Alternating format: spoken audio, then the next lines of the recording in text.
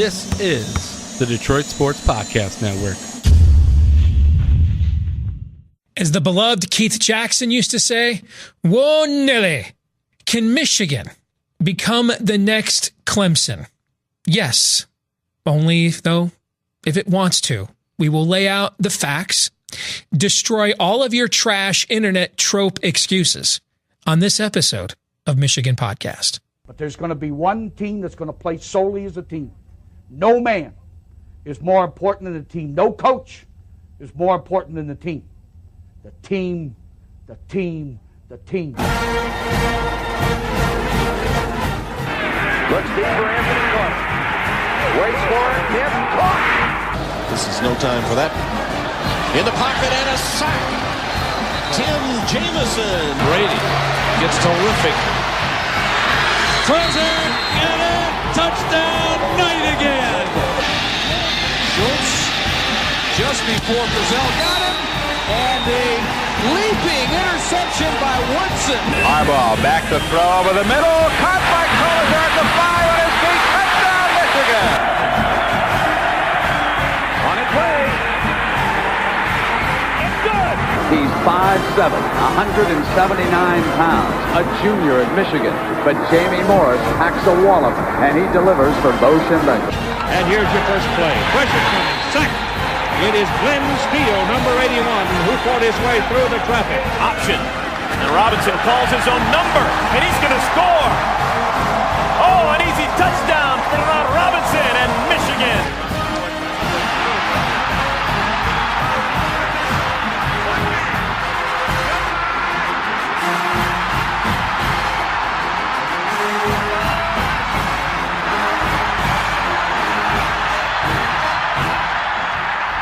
Win it. We're going to win the championship again because we're going to play as a team. And when we play as a team and the old season is over, you and I know it's going to be Michigan again. Michigan.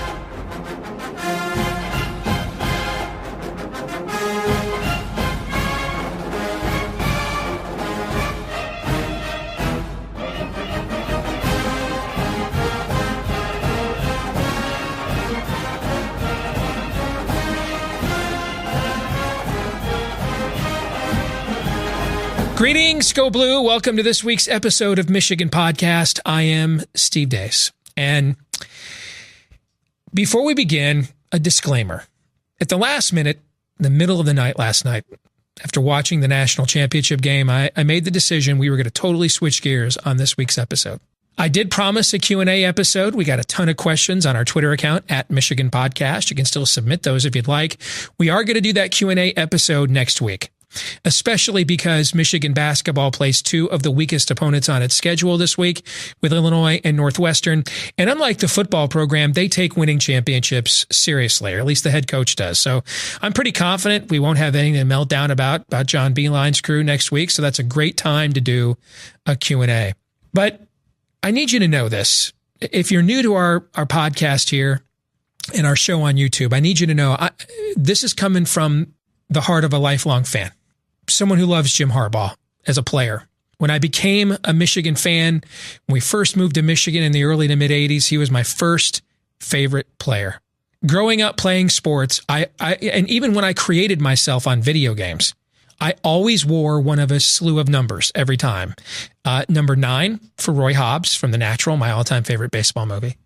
Number 41 for Glenn Rice. I used to sit out on my driveway and try to emulate his jump shot over and over and over again for hours on Royal Oak Street in Wyoming, Michigan.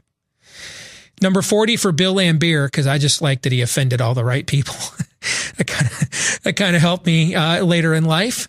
And then the other was number 4 for Jim Harbaugh. My son, the year that Jim came to Michigan, became a Jim Harbaugh fanatic. Dressed up as Jim Harbaugh for Halloween, and we live in a suburb in Des Moines, Iowa, and like everybody knew who he was. No one wants the guy split on the other side of this screen. No one not on his payroll, no one not with his family's name, no one that I've never even met him, you know? I mean, a few years ago, I would have been in, hem of the garment territory. So I'm a fanboy. No one wants this to work. that doesn't have a direct vested interest in the program or the Harbaugh coaching name. No one wants this to work more than I do. I live in a home where, I spent the extra amount of money to paint numerous rooms, the official color stock number of Michigan school colors. I went to Home Depot, paid for the expensive stuff. All right. Maize and blue is everywhere. I wear it constantly, all over the country when I travel in my day job. There is not a Michigan football season going back to probably the 1940s that you couldn't stop me on the street and ask me, hey, what was Michigan's final record in 1964? They ended up finishing 9-1. They won the Rose Bowl with Bob Timberlake, finished number 4 in the country, by the way, beat Oregon State in the Rose Bowl. All right, I'm a fanatic. So whatever this episode evolves to and becomes in the next few minutes, I just needed you to know that what's about to go down is done because I want this man to work and be successful. I do. A lot. But I'm not married to Jim Harbaugh as a coach. I'm married to Michigan football being successful. And I would like that to be with Jim Harbaugh as the coach, but if it's with Jim Harbaugh, Jack Harbaugh, Hacksaw Jim Duggan, the Iron Sheik for that matter, I don't care.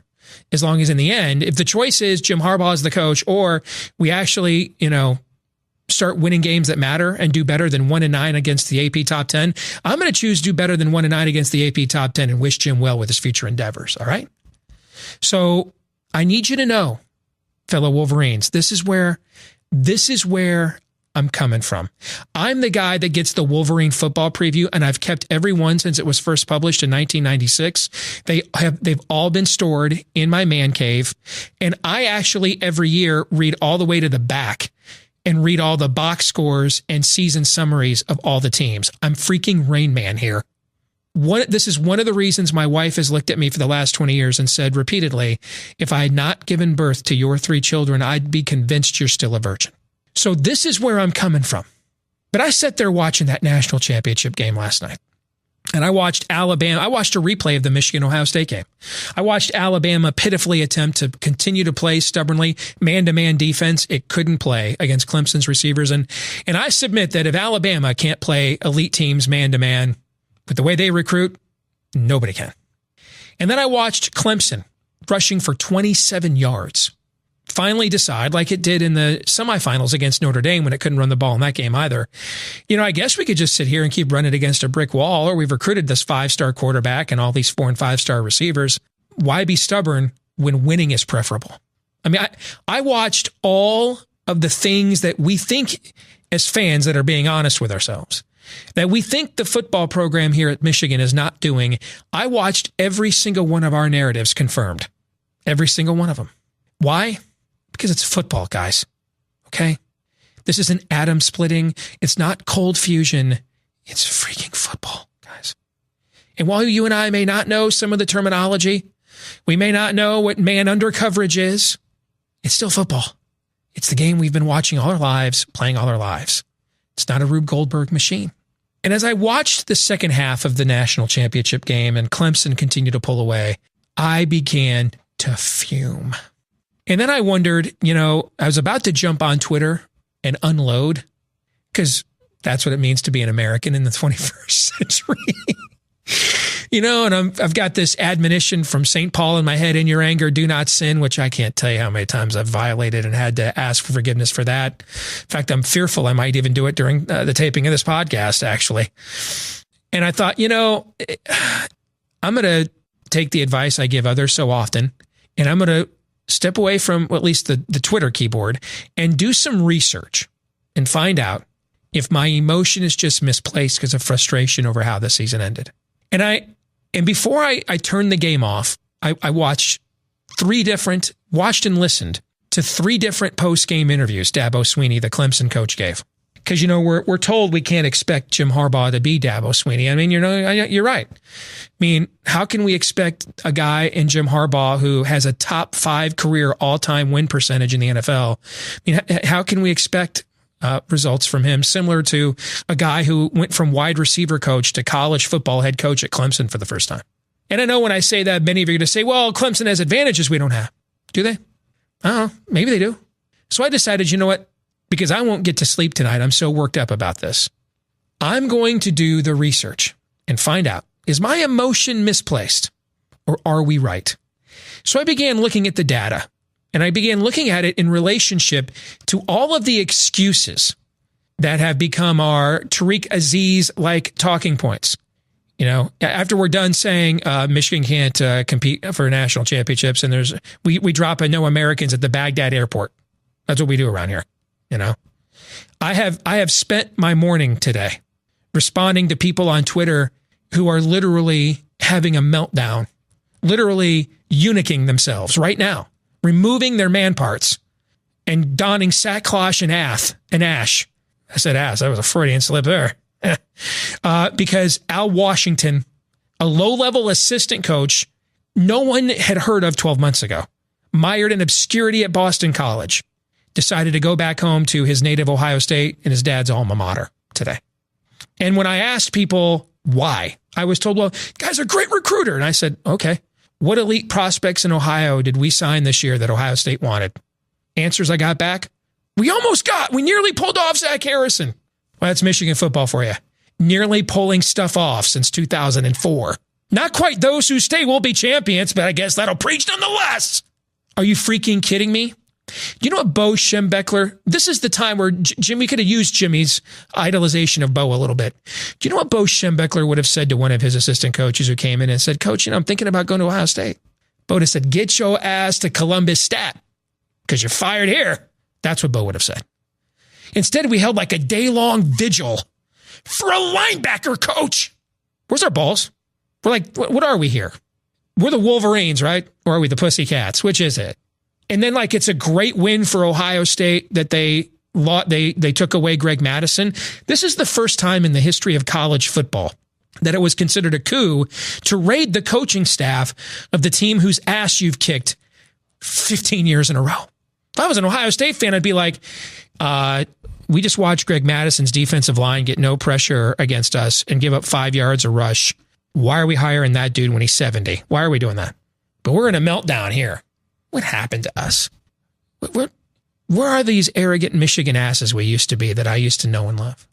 I got to believe conception rates among Michigan fans are at an all-time low because the collective sperm count of this fan base is at a negative integer.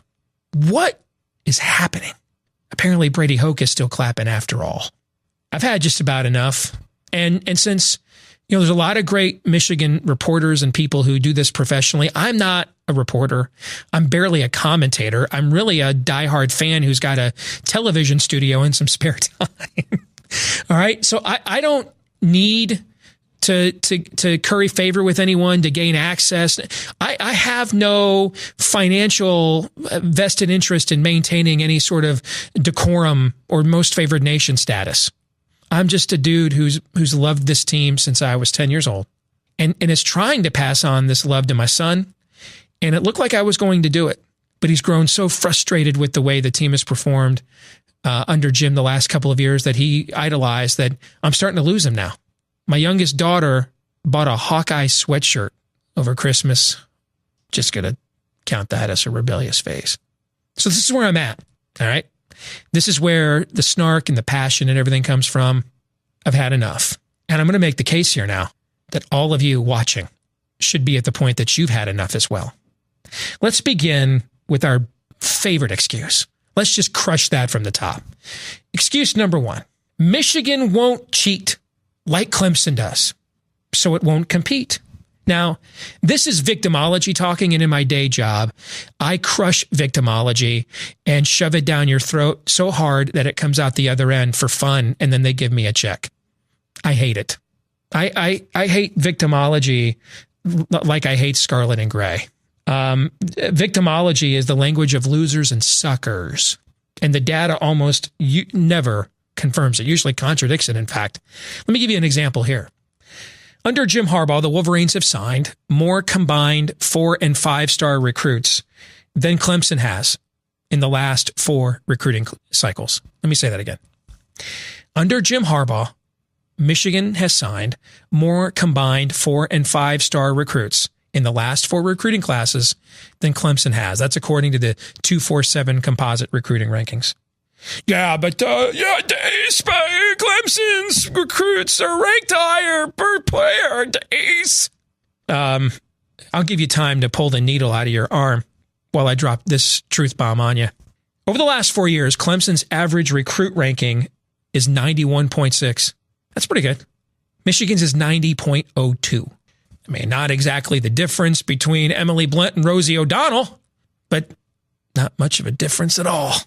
So even if Clemson is doing all the cheating it's accused of in Michigan internet legend, all it's doing is cheating to recruit at the exact same level Michigan is. Basically, what I'm telling you then is Clemson sucks at cheating. They're cheating to recruit at the level that we're at, that apparently is 1-9 against AP top 10 teams. So throw this whiny excuse out. I've even heard this one. I can't even believe this is tried. I mean, look at Clemson's tradition. I shouldn't even have to dignify this, but why not? You know, Clemson didn't get invited to a bowl game until 1939.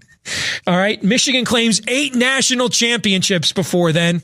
Prior to winning its first national title in 1981, Clemson had finished in the final top 10 of the AP poll only twice in school history.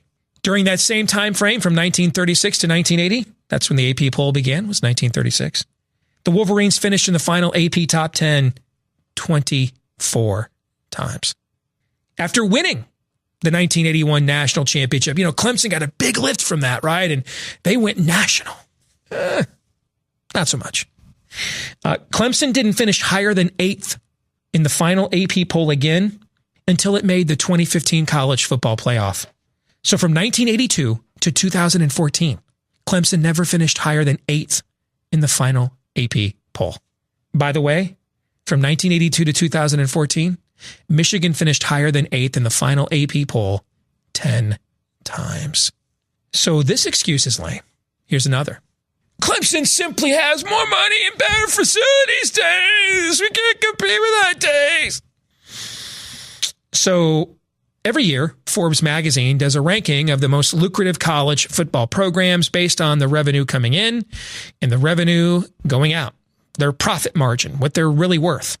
In 2018, Michigan's football program was ranked the 3rd most lucrative in the country, just ahead of Alabama and Ohio State. We're smart with the A. By the way, Clemson was nowhere on Forbes' top 25 list.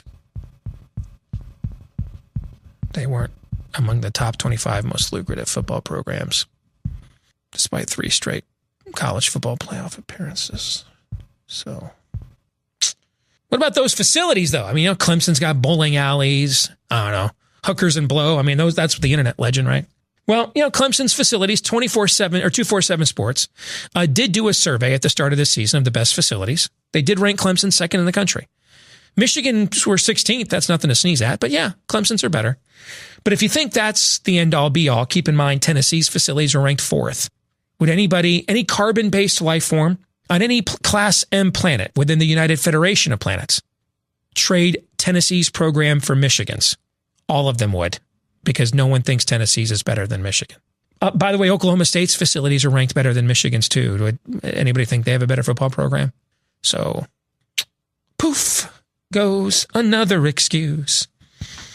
Oh, now this is a very popular excuse too. All right, you ready for this one? Here's excuse number 4. Clemson's players aren't student athletes like they have to be at Michigan Days. Yeah. No, hey, make no mistake. You know, I mean, Clemson and Michigan academically, Michigan is superior. Michigan, by any measure, is an elite public university. It's currently ranked the 27th best university. According to U.S. News and World Report, only 3 public universities rank higher than Michigan. But Clemson's a respectable 66th on that list. Yeah, but they said Big Ten schools are better. Okay. Well, Maryland is just ahead of Clemson. By the way, Minnesota, Michigan State, Indiana, and Iowa all rank below Clemson among the top academic universities in the country. Furthermore, Clemson is ranked much higher than fellow Football Factory's Oklahoma. They're 124th, and Alabama 129th. Now that's where you're turning your university into a semi-pro team, okay? Clemson is coming off posting its highest graduation rate in 20 years, 85%. That's 2 points lower than Michigan's 87% graduation rate. That was the second best in the Big Ten. Furthermore, Christian Wilkins, you've heard of him, Clemson's best player, generational player, voted the top defensive player in college football this year. He turned down Stanford to go to Clemson. He got his bachelor's degree in less than 3 years. Just earned his master's, too. Boom goes the dynamite on another excuse. Next here at Bleak House, excuse number 5. Michigan doesn't have a 5-star quarterback like Clemson does, Days. Yeah, I hear that one, too. Yeah. Trevor Lawrence is the first freshman quarterback since Jamel Holloway at Oklahoma running the wishbone in 1985 when Harbaugh's Wolverines finished number 2 to that Oklahoma team. Lawrence, first freshman quarterback since then, 33 years, to guide his team to the national title. Total stud. He was a consensus 5-star in the 2018 class. He was ranked the number 1 overall player, according to 247 Sports. And he was given a .9999 grade. That's pretty good. Michigan's Shea Patterson, consensus 5-star in the 2016 class, ranked the number 4 overall player in the country with a .9982 grade. So, man, that's a chasm. Yeah. Okay, next excuse, because that one sucks too. Another excuse bites the dust. Here's excuse number 6. Clemson has an elite defensive line, Days. Michigan doesn't have that. Michigan doesn't have that because nobody does. I think Clemson this year had the best defensive line I've seen in college football since Florida State and Miami's heydays. But if you look at the last 4 years, here's Clemson's finish in the total defense rankings nationally the last 4 years. 3rd, 4th, 10th, and 6th. Is that good? That's really good. It's really good. Wonder what Michigan's total defense rankings have been the last 4 years. I looked that up too. 2nd, 3rd, 1st, and 3rd.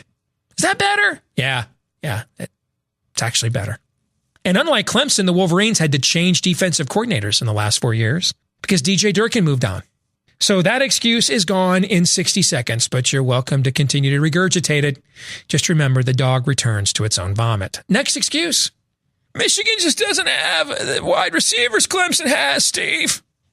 For sure, the receivers Clemson put on the field in the national championship game came to campus with an impressive .9533 average grade from the 247 composite recruiting ranking. That's incredible. How about those wide receivers Michigan brought down to the Peach Bowl a couple weeks ago? They had a pretty impressive recruiting grade in the 24/7 composite ranking themselves. .9271. That's a .0261 difference per player. 0.261. .0261. And that's with Michigan signing no-star Ronnie Bell, who's turned out to be pretty good. So if you take Ronnie Bell off the table, Michigan's average actually would have been right there with Clemson's. Therefore, feel free to take this excuse and stick it where the sun doesn't shine. Thank you. Enough with the excuses, except for one more. Dace, the offensive line is holding me back. It's holding us back, Dace. You know that. This one has to be true, right? Has to be. I mean, the data's got to reinforce this one, right? In the last 4 years, not a single Clemson offensive lineman has been selected in the NFL draft. Let me repeat that in case there's wax in the ears. In the last 4 years, not a single Clemson offensive lineman has been selected in the NFL draft. Not a single one. Michigan has had 2 offensive linemen selected. Only 2 Clemson offensive linemen were even on NFL rosters from these last 4 teams. Only 2 Clemson offensive linemen from these last 4 teams were even on NFL rosters at the end of the 2018 regular season. 4 former Wolverine offensive linemen from the 4 years of the Harbaugh era were active on NFL rosters at the end of the year. Your excuses are now a black hole sun. Won't you come and wash away the rain? These excuses you just heard is the most insanely idiotic thing you have ever heard. At no point in any of their incessant rambling were they even close to a coherent thought. And may God have mercy on all their souls. All of us are worse for having heard them. Don't repeat these anymore. Don't perpetuate them anymore. There is no advantage at Clemson Michigan does not have. None. Unless you're just into willful self-delusion. Here's the thing. Clemson has finished above its preseason AP top 10 ranking 6 years in a row. That's incredible. 6 years in a row, Clemson has outperformed its preseason top 10 ranking. This year, Michigan's going to put as many, maybe more guys in the NFL than Clemson will. And we're going to finish right where we were ranked 14th in the preseason. No, it's a travesty this team finished 14th. It's underachievement. Not even debatable. Clemson is 9-2 against top 10 teams the last 4 years. Michigan is 1-9. You know, it wasn't too long ago that Clemsoning was a word in the college football vocabulary. It was in our lexicon. It was synonymous with not bothering to show up or getting shown up in the college football spotlight. This went on for years. But Dabo Swinney changed the culture there. We're that team. I hate to say it, but change cannot occur until the truth is acknowledged. We're that team now. We're Michiganing. We're the team. We're the team that looks like in every game that matters, we're puckering on the 18th hole of Augusta. We're that team that does it now. We are the self-inflicted, self-perpetuating meme. That's us. The leaders and best. The conquering heroes. That's who we are. Now, given his previous track record of success, we know that Jim Harbaugh is capable of reversing this trend. But given what we saw at the end of this season, when the window of opportunity was wide open in inviting us in, and we blew it bigly, we're uncertain if he's willing to. Thank you to all of you that are supporting us here on Patreon. We get asked frequently, hey, what can we do to support what you guys are doing here at Michigan Podcast? And one of the best ways to do that is to support us with a very inexpensive nominal contribution at Patreon. And as you can see, throughout the course of the year for our Patreon supporters, we do give you exclusive content we don't offer anywhere else, just as a way of saying thank you. So to all of you that have supported us throughout the year at Patreon, thank you. Thank you in advance to those of you who are willing to sign up and do so in the future, and go blue. If you like what we do here, WolverineDigest.com is the website. We update it frequently with commentary. If you don't want to wait until Tuesday and when a new episode gets unveiled each week, keep updated each and every week at WolverineDigest.com. Both myself and Michael Spath from WTKA and Ann Arbor write commentary there each and every day. WolverineDigest.com. This week's Twitter poll results, we asked you what will be Michigan's Big Ten basketball record, 17-3, 16-4, 15-5, which is my pick, or 14-6. A lot of confidence out there. A lot of folks think the Wolverines can go 17-3. And you know what? When it comes to John Beilein's basketball program, you know, a coach who's willing to evolve when he hits a brick wall, when he's plateaued, and isn't just content to just sit there and ride the storm out, REO Speedwagon, but evolve and do what he has to do. You have every right as a Michigan fan to be that confident about Coach B and his team. If only that could happen over there at Stadium in Maine. This week's question of the week. Adam, I think it's Iwi. I hope I got it right, Adam. I'm sorry. He says, you see it, we see it. I'm guessing the two assistants that left for Columbus see it. But why does Harbaugh not see it? Is it arrogance? Is it stubbornness? Earlier today, I tweeted something out, and it said this. Michigan thought it was getting Lord of the Rings Peter Jackson. It ended up getting King Kong and Mortal Engines Peter Jackson. What do I mean by that? See, when Peter Jackson took on the legacy of Tolkien's masterpiece, and he wasn't given an unlimited budget. They had to shoot those 3 films pretty much all at once. They had to go to another hemisphere in New Zealand where they could shoot it much cheaper than closer to home. He took on a Herculean task, a solemn responsibility as caretaker of Tolkien's masterpiece and legacy. That came with it a certain level of accountability. And then when he succeeded at that, he was so in demand, Warner Brothers came to him with a blank check and said, you can do whatever you want. And his next project was King Kong. And there's no one to tell him no now. He's made it. He's arrived. And so now, when you watch even the extended version of Return of the King, it's 4 hours. You're like, man, I don't want this to end. When you get into about 35 minutes of the 9-hour King Kong, or at least that's how long it felt, you're looking at whoever you came to the movies with, and you're like, hey, when's this over? Because it's all him. He can do what he wants. He's made it. No one says no. No accountability at all.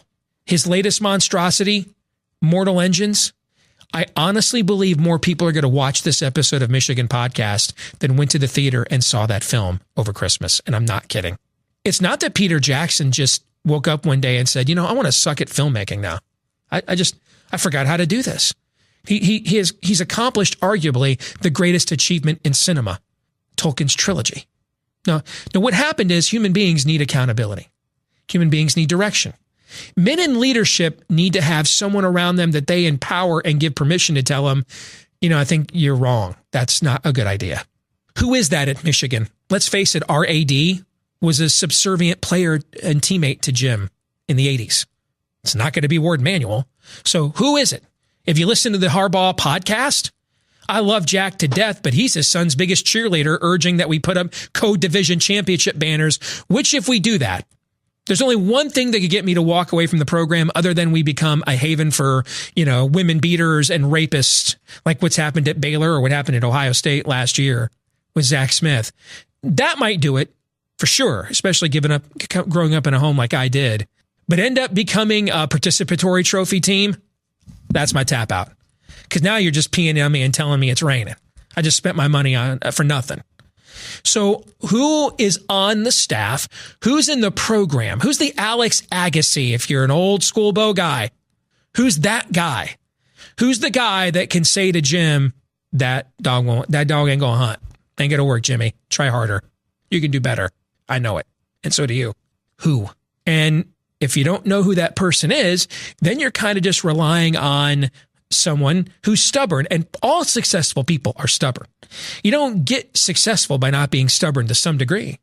But there's a difference between being stubborn and being stupid. There's a difference between being dug in and being recalcitrant. That's where we're at now. So that's where we're at. I don't know how else to answer your question. And that's going to require something internal within the football program, because I'll leave you with this week. Jim Harbaugh's won 73% of his games at Michigan.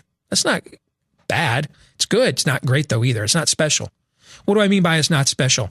Could Paul Chryst at Wisconsin, if we gave him 4 years at Michigan with all of our advantages, could he win 73% of his games? Yes. Kirk Ferentz has won 60% of his games at Iowa over 20 years. If we gave him a job like Michigan and all of our advantages and resources, could he win 73% of his games over 4 years? I think so. Jeff Brom at Purdue, think he could win 73% of his games at Michigan over 4 years? Yes, so do I. Pat Fitzgerald at Northwestern, think he could win 73% of his games at Michigan over 4 years? Hell, he's won 73% of his games at Northwestern over the last 4 years. So what that tells you is those guys are all good coaches, and Jim Harbaugh is a good coach too. But good's not going to be good enough. No, this is the leaders and best. This isn't the, hey, we're good enough. Hey, we almost pulled off Zach Harrison. No. Take that crap and ship it somewhere else. Sell mediocrity. Sell we're trying hard somewhere else. Louis Elbow is rolling over in his grave, the guy who composed the lyrics to The Victors with this mamby-pamby attitude. Hell to the no. So the ball is in Jim Harbaugh's court. 2019 is the defecate or get off the pot year. We shall see. Thank you for tuning into this week's episode of Michigan Podcast. Don't forget, check us out all week long on Twitter at Michigan Podcast. You can read our stuff all week as well at WolverineDigest.com. Subscribe on iTunes and Stitcher, Google Play. Leave us 5-star reviews there if you could.